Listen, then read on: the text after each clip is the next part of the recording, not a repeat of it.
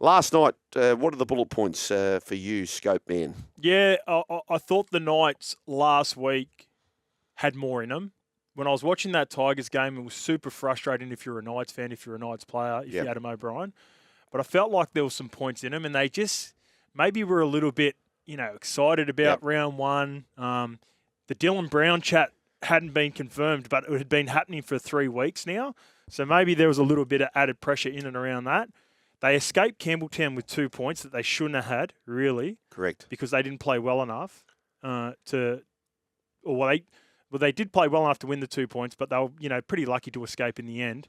And then they started to show last night early on, play a little bit more basic. Yeah, Dolphins played into their hands. Some really uncharacteristic turnovers and sloppy turnovers. Wayne Bennett-less turnovers. Yeah. Just discipline areas for the Dolphins. But I like the Newcastle Knights. I particularly like their left edge. I think their left edge is going to be right up there with the best left edges in the comp if they can stay healthy for the rest of the season. Dylan Lucas is an ascending star. He gets better every game. I think Fletcher Sharp has it factor. Yep. I just look at him and I don't necessarily know what his best position is, but I know if you put him on the footy field, he's going to come up with something. Bradman Best has already proven himself. And Greg Marzu, I think he was a little bit banged up last year.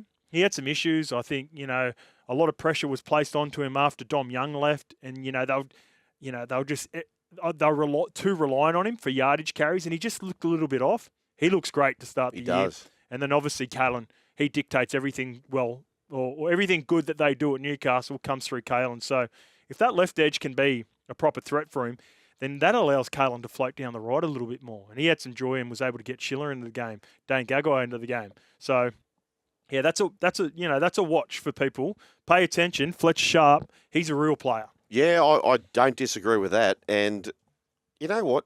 So I have not been pro the Dylan Brown signing. I don't mind if he gets 1.3. I just think the 10 years doesn't often work out well, and the people who sign the deal are generally not there when the problems start to arise, i.e. Taumalolo now at the Cowboys. But they absolutely nailed, like David Armstrong, ironically, it was in that clash. It was the Knights and the Dolphins, where he blasts onto the scene, star of the game. It might have been in Mudgee, or I think it was a country venue, and he stars for the game, wins the game against the Dolphins, and they were very like, we don't need to sign David Armstrong. I thought it was weird at the time. Weird. And he's killing it for the Lee Leopards too, by the way, in the Super League at the moment. Weird, but they know what they know. It makes sense now, doesn't it? And you can see right away. So there's talk already. Dylan Brown's been the talk all week, Scopey. Yep.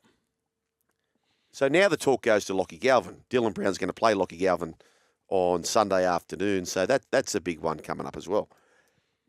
But are we certain that Fletcher Sharp should not command the same money as Lockie Galvin? The push is on Lockie Galvin.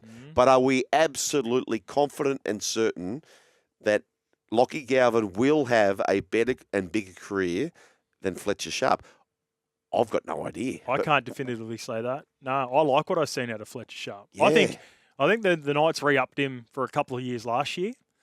For all the reasons that I said were positives for Newcastle in signing Dylan Brown with regards to the new franchises, potentially joining the comp, the nature of the salary cap rising and how good the game's humming at the moment. So I understood the reasons they were getting Dylan Brown. If I'm looking at the Dylan Brown situation for next year, and I sort of thought this going into this year once they named Fletcher Sharp at 6, is they've always had this urge to play Kalyn in the halves. Yes. And what Fletcher Sharp at 6 does is allows Kalyn Ponga to play halfback in attack and fullback in defence. That's where I think, that's why I'm bullish on. I'm probably bigger on the Dylan Brown signing than a lot of other people. Yeah. I think Dylan Brown's going to sit on the right edge, and he's going to sit there, and he's going to kick down the corridors, and he's going to run the ball. I think Kalyn's going to be on ball, and I think if need be, Kalyn can get out of the back of shape for Dylan Brown, and then on the occasion, get into first receiver, have Fletcher Sharp out the back, and then also in this day and age, so you know how the league becomes a copycat league? Yeah, of course. Everyone loves the Dylan Edwards approach. Yes. Fourth tackle, going for a carry, That's kick, right. you get a full Yes. you get a full line. What's stopping the Newcastle Knights from having 12 on kick chase? You get Kalyn Ponga doing 60, 70% of the kicking from yardage. He's straight into his fullback position straight away, but he's been controlling the rucks. Plays 1, 2, 3 potentially. Gets him to a kick. Dylan Brown's on kick chase. Fletcher Sharp's on kick chase. You got 12 in the defensive line. That's as good as it gets. Like that's the idea around having Dylan Edwards carry on play 4 is to make sure you get more defenders on the kick chase. You make sure you get your big boys on the kick chase. Newcastle, they're in a. I like what they're doing. I think they're going to be scary next year.